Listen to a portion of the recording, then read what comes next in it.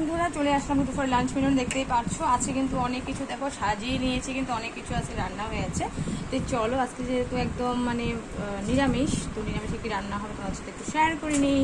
তো দেখো প্রথম থেকে তোমাদেরকে সাদা ভাত আছে, সাথে আছে কিন্তু লেবু আছে, এখানে কিন্তু আলু সিদ্ধ, যেহেতু মেয়ের পছন্দের আজকে আলু সিদ্ধ করে শাশু বলেছে, আজকে মঙ্গলবার তো নিরামিষ মধ্যে কিন্তু আলু সিদ্ধ করে দিলাম।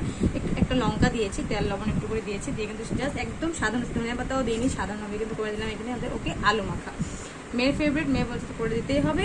সাথে আছে কিন্তু এখানে ভাজি, দেখো মিষ্টি কুমড়ো ভাজি, সাথে আছে ভাতকেলা ভাজি। ভাতকেলাগুলো কিন্তু আজকে একটু লম্বা লম্বা করে করেছি, খেতে খুব ভালোই লাগে এভাবে ভাতকেলা পুরো খাবো বলে কিন্তু আর খাওয়া হচ্ছে না।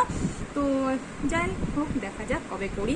সাথে আছে কিন্তু এখানে দেখো ঘিমা পাতার বড়া, কালকে যে তোমাদেরকে দেখিয়েছিলাম আমি মুসুর ডালে দিয়েছি ঘিমা পাতা, তো সেই পাতাটা কিন্তু আজকে করে নিয়েছি কিন্তু আমি কিন্তু বড়া। দেখতেই পাচ্ছ এই ঘিমা পাতা কিন্তু আমাদের শরীরের জন্য কিন্তু খুবই ভালো। তো চলো, সাথে আছে আর কি তোমাদের সাথে একটু শেয়ার করিয়ে নিই, সাথে দেখিয়ে দেবো কিন্তু একদম পাতলা মুসুর ডাল। দেখো লেবু যেহেতু সাথে আছে, তো পাতলা মুসুর ডাল তো থাকবেই। আর নিরামিষের মধ্যে কিন্তু আমি মুসুর ডালটা আমরা খাই, যেহেতু এখানে আমরা পেঁয়াজ সম্বারটা দিই না, শুধু আজকে দিয়েছি পাঁচফোড়ন দিয়েছি, আর দেখো বিলাই ধনিয়া পাতা আর কাঁচা লঙ্কা দিয়ে কিন্তু আজকে মুসুর ডালটা করেছি একদম পাতলা করে। আর সাথে আছে কিন্তু এখানে দেখো কাবলি চানা বলেছিলাম, তো কালকে ভিজে রেখেছিলাম রুটির সাথে খাওয়ার জন্য। তো রুটির যেহেতু আজকে বানানো হয়নি সকালবেলা, তো ভাবলাম রান্নাটা করিয়ে ফেলি। তো কাবলি চানা কিন্তু এটা করে নিয়েছি একটু তরকারি, খেতে খুব বন্ধুরা খুবই ভালো লাগে এটা খেতে। তো বিকালবেলা রুটি বানালে বা লুচির সাথেও কিন্তু খাওয়া যাবে, দেখি বিকালে কি করি। তো চলো, আজকে কিন্তু লাঞ্চ মেনুগুলো কিন্তু এগুলোই ছিল।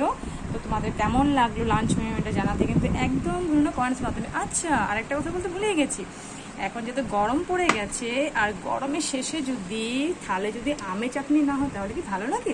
আমি তো একদম ভুলে গেছিলাম বন্ধুরা। তো করে নিয়েছি কিন্তু এখানে দেখো আমের চাটনি, একটু কিন্তু আমি ঝোল ঝোল একটু রেখেছি, কারণ এই পাতলা হলে কিন্তু আমের চাটনি খেতে কিন্তু খুবই ভালো লাগে। তো এখন যেহেতু খাবার শেষে যদি চাটনি না হয় একদমই ভালো লাগে। চলো চটপট করে কিন্তু খেয়ে নিই। তো জানাতে ভুলো না কিন্তু আজকে লাঞ্চ মেনু কেমন হয়েছে। চলো, থ্যাংক ইউ ভিডিওটা ওয়াচিং করার জন্য। ভালো লাগে লাইক কমেন্ট শেয়ারটা করে দিও, সবসময় পাশে থেকো কিন্তু।